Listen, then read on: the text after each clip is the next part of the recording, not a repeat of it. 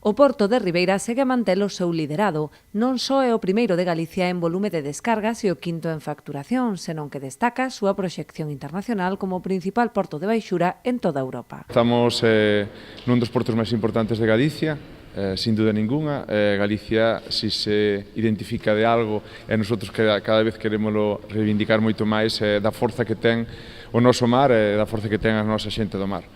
Un dos portos principales de Galicia é o primeiro en volumen de pescado, o quinto en facturación, o porto por referencia, sin duda ninguna, de todo o pescado de baixura que se comercializa en toda Europa.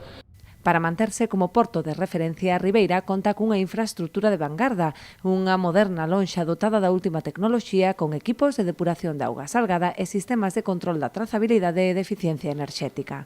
Na súa posta en marcha, o Portos de Galicia investiu máis de 14 millóns de euros, co fin de mellorar non só as posibilidades de comercialización do seu produto, senón tamén as condicións laborais de todos os seus usuarios. Foi unha inversión importante que se fixo no seu momento, foron máis de 14 millóns de euros, creo que o seu coste, polo tanto, creo que xa foi unha aposta considerable, pero creo que hai que estar aquí por eso, porque estamos nun dos portos de referencia de Galicia. Ribeira para nós é fundamental e, polo tanto, temos que mimar, ao igual que o resto do noso litoral.